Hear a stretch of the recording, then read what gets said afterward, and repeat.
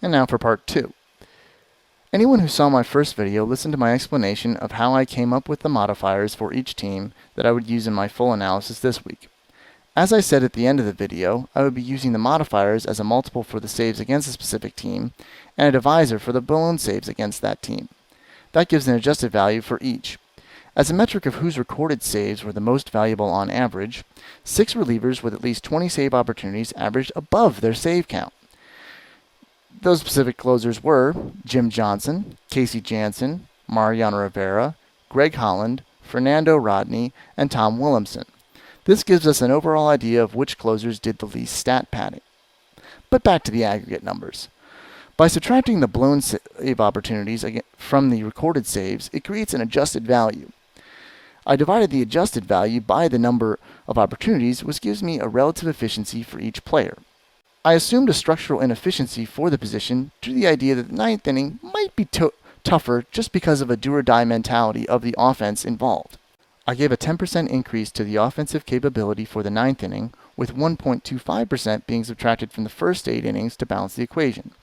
Subtracted from one another, the adjusted values give a 11.25% differential. Subtracting this from the whole gave me a threshold of 88.75% for peak efficiency. There were actually 2 pitchers that rated above this threshold, Casey Janssen and Greg Holland, which I guess would make them the elites for the position based on my analysis. I squared the result for a low-end threshold of 78.77% for a range of what efficiencies would be considered competent for a ninth inning specialist. I found that 7 pitchers joined Janssen and Holland as being worthy of the title closer: Joe Nathan, Houston Street, Glenn Perkins, Jason Grilli, Grant Balfour, Steve Cishek, and Craig Kimbrell. The least efficient closers ended up being Jonathan Papelbon, Sergio Romo, Tom Williamson, Chris Perez, and Bobby Parnell, of players with at least 20 opportunities. A secondary measure of efficiency would be understanding the market value of saves and whether a pitcher is adequately compensated for their achievement, as well as how much a team might be overvaluing the stat. My data set looked at all of the 37 pitchers with at least 10 saves in 2013.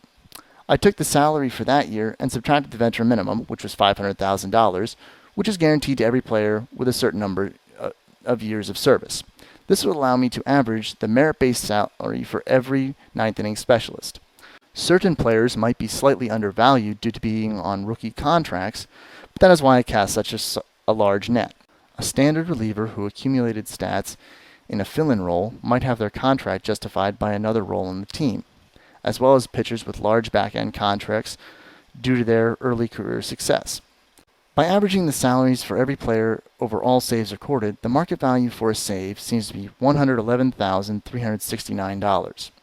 I've hypothesized before that the league drastically overvalues the stat, so this might be on the high end, but it was the best I could surmise.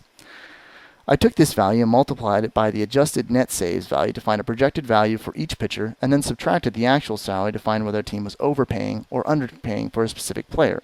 As a whole, the league overpaid all pitchers with 10 saves or more by $167,236, or $6,267.23 per save. The players working the most for free were Craig Kimbrell, Greg Holland, Addison Reed, Ernesto Fieri, and Steve Cishek. No surprise that all of them are actually on rookie contracts. The ones stiffing their teams the most were Jonathan Papelbon, Heath Bell, Rafael Soriano, Mariano Rivera, and Chris Perez. But the most telling stat was that only 3 pitchers were within $500,000 of the perfect efficiency for their cost-benefit ratio: Jose Veras, Jansen, and Balfour. In fact, only 8 pitchers sit within $1 million plus or minus of being efficiently valued for their performance. It brings me back to my original assumption that the average value per save wasn't accurate. The contract system in baseball allows for the use of lower-priced players to fill needed roles, but wide swings from the norm suggest drastic overpaying for statistics greater than we may realize. Certainly the teams that are better at locating value will avoid this trap, but high contracts do hurt the mid-market teams, as I've hypothesized before on on our podcast in terms of competition and makes certain stat models obsolete. Thus is the problem of market adaptation. Judging its efficiency means staying one step ahead always. If you like shows like this, or enjoy well-informed debate between myself and a colleague, check out our Ashwarmers podcast on YouTube. Also, you can follow me at Steve Casper on Twitter. It's like, I'm Steve, and as Chewy likes to call it, this is my Sabrmetric nonsense.